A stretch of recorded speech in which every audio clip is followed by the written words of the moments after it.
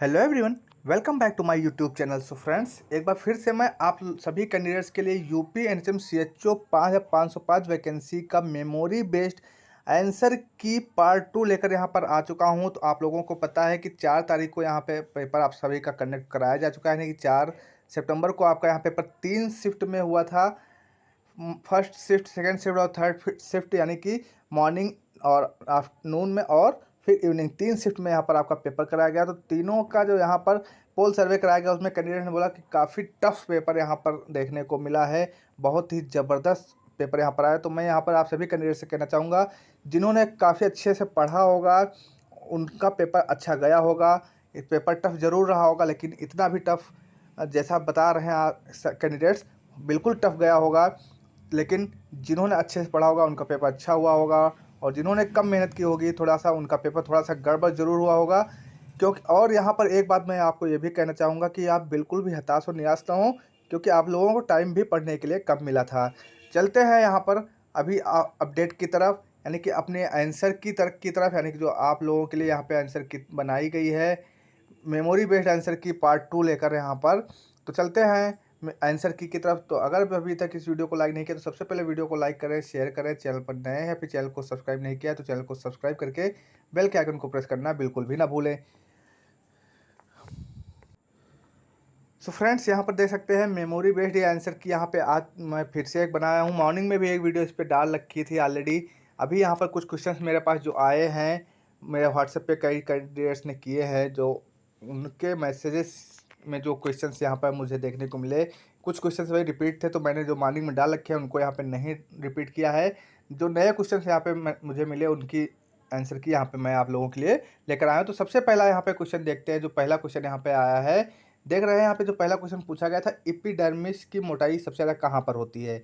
जो इस स्किन होती है, एपिडर्मिस होती है, इसकी मोटाई पूरे बॉडी में आपके सबसे ज़्यादा कहाँ पर होती है। तो ये जो क्वेश्चन आया था फ्रेंड्स, इसका सही आंसर होगा तलवों और हथेली पर। अगर दोनों में ऑप्शन में दोनों में थे तो यहाँ पर आप तलवा और हथेली में लगा सकते हैं। अगर केवल तलवों में आया तो तलवे में कह सकते हैं, और हथेली, यानी कि दोनों तलवा और हथेली में दोनों पे एपिडर्मिस जो होती है, सबसे मोटी लेयर यहीं पे होती है एपिडर्मिस की। स्किन की सबसे मोटी लेयर तलवा और हथेली पर होती है। तो अगर आपने एक आंसर टिक किया है, ये ऑप्शन चूज किया है, तो आपका ये आंसर सही रहने वाला है। मैं आपको यहाँ पे बता देना चाहता हूँ कि ये मेमोरी बेस्ड आंसर की है। तो जिस तरह से आप लोगों ने क्वेश्चन बताए होंगे उसी हिसाब से यहाँ पर आंसर दिए गए होंगे। आपके क्वेश्चन जो एग्जैक्ट पूछे गए थे, आप एग्जैक्ट वो नहीं बता पाए हैं, तो यहाँ पर उस जैसा ही क्वेश्चन आप लोगों ने बताया है उसी तरह से मैंने यहाँ पे क्वेश्चन और आंसर लिख के बता दिए हैं आप सभी को। उसके बाद जो दूसरा क्वेश्चन पूछा गया था कंप्यूटर से, यहाँ पे क्वेश्चन आया था कि कंप्यूटर साक्षरता दिवस, यानी कि कंप्यूटर लिटरेसी डे जो होता है वो कब मनाया जाता है। कंप्यूटर लिटरेसी डे, आप लोगों को पता है कि कंप्यूटर आजकल के युग में बहुत ही इम्पोर्टेंट एक यंत्र हो चुका है, बहुत ही उपयोगी वस्तु बन चुकी है, मानव जीवन में बहुत ही काम आता है कंप्यूटर। तो हर एक चीज़ ऑनलाइन होने लगी है, हर एक चीज़ का आप कंप्यूटर में, तो ऐसे में कंप्यूटर की नॉलेज सभी कैंडिडेट्स और सभी मानवों के लिए ज़रूरी होती है। तो यहाँ पे पूछा जा रहा है, क्वेश्चन क्या है, चलते हैं क्वेश्चन की तरफ। कंप्यूटर साक्षरता दिवस कब मनाया जाता है। तो कंप्यूटर साक्षरता दिवस का फ्रेंड्स जो सही आंसर होगा वो रहेगा आपका 2 दिसंबर, यानी कि 2 दिसंबर को कंप्यूटर साक्षरता दिवस मनाया जाता है। तो जिन भी कैंडिडेट ने 2 दिसंबर ऑप्शन में चूज किया होगा उनका ये सही रहेगा। अब यहाँ पर काफ़ी सारे कैंडिडेट्स कह रहे हैं पेपर बहुत टफ है, तो बिल्कुल भी हताश और निराश ना हो। अभी और भी बहुत सारे पेपर आपको देने हैं, तो अगर अभी से हताश निराश हो जाएंगे तो आपके आगे के पेपर गड़बड़ हो सकते हैं, क्योंकि वैकेंसीज काफ़ी सारी और भी हैं। तो आप उनकी तैयारी करते रहिए, इसमें हो जाता है तो अच्छा है, नहीं होता है तो आप अगली वैकेंसी की तैयारी करते रहिए। बिल्कुल भी हताश निराश ना हो, क्योंकि आगे आपको पेपर और भी देने हैं। अगला क्वेश्चन इसी सीरीज में आप देख सकते हैं जो आया था वो है रोम का फुल फॉर्म। ये भी कंप्यूटर से यहाँ पे क्वेश्चन आया था, कंप्यूटर से ये क्वेश्चन यहाँ पर रखा गया है, रोम का फुल फॉर्म। अब यहाँ पर कई सारे कैंडिडेट्स रोम और रैम में अगर कन्फ्यूजन होता है तो यहाँ पर ये सब चीज़ें क्लियर होनी चाहिए। रोम का फुल फॉर्म होता है read only memory. Read only memory जो है इसका सही आंसर होगा फ्रेंड्स। यहाँ पर आप देख सकते हैं इसका आंसर जो है रोम का फुल फॉर्म क्या होता है, रीड ओनली मेमोरी, ये इसका सही आंसर होता है। और अगर यहाँ पर आपसे रैम पूछा जाता है तो रैंडम एक्सेस मेमोरी इसका सही आंसर हो जाता है। रैंडम एक्सेस मेमोरी रैम का होता है, और जो रोम होती है उसका सही आंसर होता है रीड ओनली मेमोरी। तो रीड ओनली मेमोरी जिन भी कैंडिडेट्स ने किया होगा उनका ये सही आंसर रहने वाला है। अगला क्वेश्चन यहाँ पे पूछा गया था, जन्म के समय सामान्य बच्चे का वजन कितना होना चाहिए। तो जो बेबी बर्थ होती है, जब जन्म होता है बच्चे का, उस समय उसका जो सामान्य बच्चे तो उनका वजन कितना होना चाहिए। अगर एक पर्टिकुलर कितना वेट होना चाहिए तब बच्चे को सामान्य कहा जाएगा। नहीं तो उस कमज़ोर भी होते हैं कुछ बच्चे, काफ़ी जो है कमज़ोर होते हैं, हष्ट-पुष्ट होते हैं, तो उनमें जो सामान्य बच्चा होता है, जो एक एवरेज रखा जाता है, वो कितना वेट होना चाहिए जिसमें कहा जाए कि हाँ बच्चा स्वस्थ है, एकदम सामान्य है। तो यहाँ पर इसका सही आंसर आपका जो रहेगा वो 2.5 टू 3 केजी। अगर 2.5 किलो से लेकर 3 केजी के बीच में बच्चे का वेट है तो यहाँ पर इसको सामान्य माना जाता है, यानी कि जन्म के समय बच्चे का सामान्य वेट 2.5 से 3 किलो के बीच में होना चाहिए। फिर यहाँ पे आप देख सकते हैं अगला क्वेश्चन आया था, नेशनल डॉक्टर्स डे यानी कि राष्ट्रीय चिकित्सक दिवस कब मनाया जाता है। तो आप सभी लोगों को, नर्सिंग के कैंडिडेट्स, तो आप सभी लोगों को ये क्वेश्चन तो बहुत अच्छे से पता होगा कि जो राष्ट्रीय चिकित्सक दिवस है वो कब मनाया जाता है। तो राष्ट्रीय चिकित्सक दिवस आप लोगों का जो सही आंसर है, आप फ्रेंड्स यहाँ पे देख सकते हैं, 1 जुलाई को मनाया जाता है। प्रत्येक वर्ष 1 जुलाई को राष्ट्रीय चिकित्सक दिवस यानी नेशनल डॉक्टर्स डे सेलिब्रेट किया जाता है। ये बहुत ही इंपॉर्टेंट क्वेश्चन है यहाँ पे आए। फिर आपसे क्वेश्चन पूछा गया था पागलैंड फार्मूला का संबंध। तो क्वेश्चन में मुझे एग्जैक्ट क्लियरली नहीं कैंडिडेट बता पा रहे हैं कि क्या पूछा गया था। तो पागलैंड फार्मूला का संबंध उसने बताया, जो क्वेश्चन आया था मेरे पास, कि पागलैंड फार्मूला का जो संबंध है वो किससे होता है। तो ये मैं आपको यहाँ पे बता दूँ, ये बर्न से रिलेटेड होता है, बर्न से रिलेटेड है ये। तो बर्न इसका सही आंसर, जिन भी कैंडिडेट ने बर्न किया होगा, अगर आप यही क्वेश्चन था, अगर बर्न ऑप्शन में होगा तो बर्न आपका सही आंसर रहने वाला है। अगला क्वेश्चन पूछा था, पेलेग्रा किसकी कमी से होता है। ये मैंने यहाँ पे काफ़ी सारे क्वेश्चन हिंदी में ही टाइप कर दिए हैं, इंग्लिश में भी मुझे करने में कोई दिक्कत नहीं थी, मैंने हिंदी में कर दिया जिससे आप लोगों को पढ़ने में ईजी हो।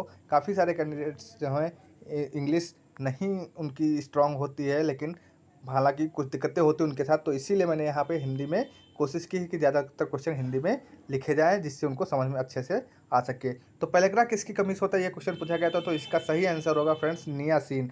नियासिन की वजह से इस पेलेग्रा होता है।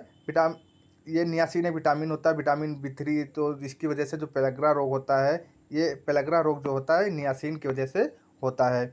इसका बाद अगला जो क्वेश्चन था, disaster management act in India पूछा गया था। डिजास्टर मैनेजमेंट एक्ट इंडिया में कब से चल रहा है। तो यहाँ पर इसका सही आंसर फ्रेंड्स होगा 2005 से यहाँ पर डिजास्टर मैनेजमेंट एक्ट इंडिया में है। तो 2005 इसका सही आंसर रहने वाला है। अगर आपने 2005 किया है तो ये सही आंसर है। अगला क्वेश्चन भी यहाँ पे पूछा जा रहा है, यूरिन में कौन सा विटामिन पाया जाता है, यानी कि जो मानव मूत्र में, जो आपके मूत्र में होता है, वो कौन सा विटामिन पाया जाता है, यहाँ पर ये क्वेश्चन पूछा गया था। तो आप सभी कैंडिडेट्स को ये अच्छे से पता होगा कि जो मानव मूत्र होता है उसमें कौन सा विटामिन पाया जाता है। तो विटामिन, इस यहाँ पर विटामिन C पाया जाता है मूत्र में विटामिन C यहाँ पर मिलता है। तो इसका सही आंसर आपका हो जाएगा विटामिन C। तो जिन भी कैंडिडेट ने यहाँ पे विटामिन C किया होगा उनका ये सही आंसर रहने वाला है। अगला क्वेश्चन यहाँ पर आप देख सकते हैं आया था, बोन्स एंड मसल्स के ज्वाइंट को क्या कहते हैं। जो बोन्स और मसल्स होते हैं उनका जो ज्वाइंट होता है उनको क्या कहते हैं। अब यहाँ पर कुछ कैंडिडेट कह रहे हैं सर मसल्स टू मसल्स पूछा गया था, कुछ बोल रहे हैं बोन्स एंड मसल्स पूछा गया था। तो मैं यहाँ पर मैंने बोन्स एंड मसल्स का यहाँ पे बताया है। अगर मसल्स से मसल्स होगा तो भी यहाँ पर कोई दिक्कत नहीं है, अगर बोन्स से मसल का बोन्स एंड मसल्स के ज्वाइंट को पूछा गया है तो भी कोई दिक्कत नहीं। तो फ्रेंड्स, जो बोन्स एंड मसल्स होती हैं, इनका जो ज्वाइंट होता है वो क्या कहलाता है, वो टेंडन कहलाता है। टेंडन इसका सही आंसर है। अगर बोन्स एंड मसल्स का पूछा गया है ज्वाइंट तो टेंडन कहलाता है। अगर मसल्स से मसल्स का पूछा जाए तो लिगामेंट के थ्रू यहाँ पर मसल्स ज्वाइंट होते हैं, तो लिगामेंट आपका सही आंसर हो जाएगा। फिर अगला क्वेश्चन यहाँ पे पूछा गया था, नेशनल न्यूट्रिशन डे कब मनाया जाता है। तो नेशनल न्यूट्रिशन दिवस कब मनाया जाता है, ये यहाँ पर क्वेश्चन आया था। तो जो न्यूट्रिशन से ये क्वेश्चन है आपका, देख सकते हैं बहुत ही अच्छा क्वेश्चन यहाँ पर, नेशनल न्यूट्रिशन डे पूछा गया। तो न्यूट्रिशन डे कब मनाया जाता है, इसका सही आंसर फ्रेंड्स क्या रहेगा। तो यहाँ पर इसका सही आंसर होगा 1 से 7 सितंबर के मध्य ये मनाया जाता है नेशनल न्यूट्रिशन डे। तो इसका सही आंसर हो जाएगा आपका 1 से 7 सितंबर के मध्य ये मनाया जाता है। 1 से 7 सितंबर तक नेशनल न्यूट्रिशन डे मनाया जाता है। जो भी कैंडिडेट ने 1 से 7 सितंबर किया है उनका सही आंसर ये रहेगा। अगला क्वेश्चन यहाँ पे पूछा गया है, देख सकते हैं, सी बैग का मतलब क्या होता है। तो यहाँ पे जो क्वेश्चन आया है, सी बैग, CBAC का मतलब क्या होता है। तो इसका फुल फॉर्म यहाँ पर मैंने आपको बता दिया है, फुल फॉर्म इसका पूछा गया था। अगर यही फुल फॉर्म पूछा गया था तो फुल फॉर्म इसका यहाँ पर आप देख सकते हैं लिखा है community based assessment checklist. Back का मतलब होता है कम्युनिटी बेस्ड असेसमेंट चेकलिस्ट, ये इसका फुल फॉर्म हो जाएगा। अगर यही था तो आपका ये सही आंसर रहने वाला है। कोणार्क का मंदिर किस लिए प्रसिद्ध है, कोणार्क में कौन सा मंदिर है, यानी कि ये पूछा जा रहा है कोणार्क। ये जीएस का क्वेश्चन आपका यहाँ पर आया था, तो जीएस का मैंने मॉर्निंग में भी शायद 1-2 क्वेश्चन बताए थे। राज्यसभा में कितनी सीटें होती हैं, ये क्वेश्चन शायद मैंने बताया था। तो यहाँ पर कोणार्क का मंदिर किस लिए प्रसिद्ध है, तो यहाँ कोणार्क में कौन सा मंदिर है, तो कोणार्क का मंदिर किस लिए प्रसिद्ध है, सूर्य मंदिर है इसलिए वो प्रसिद्ध है। आप यहाँ पे देख सकते हैं उड़ीसा में है ये कोणार्क का सूर्य मंदिर, इसलिए प्रसिद्ध सूर्य मंदिर है वो, इसलिए प्रसिद्ध है। अगला क्वेश्चन यहाँ पर पूछा गया था यूआरएल का फुल फॉर्म।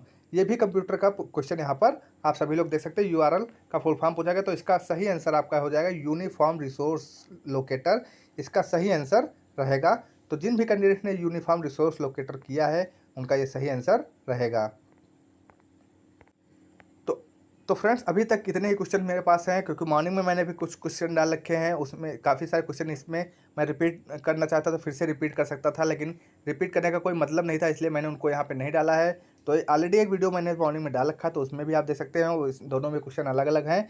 तो जितने भी क्वेश्चन मिलते जा रहे हैं मैं उनका एक पार्ट वाइज वीडियो यहाँ पे बनाता जाऊँगा। आप ज़्यादा से ज़्यादा क्वेश्चन शेयर करिए, मैं सभी क्वेश्चन का आंसर यहाँ पर आपको देने की कोशिश करूँगा, चाहे वो जीएस के हों, चाहे रीजनिंग के हों, चाहे वो आपके नर्सिंग के हों। सारे क्वेश्चन आप हमको शेयर कर सकते हैं, हम आपको आंसर की एक मेमोरी बेस्ड प्रोवाइड करा देंगे।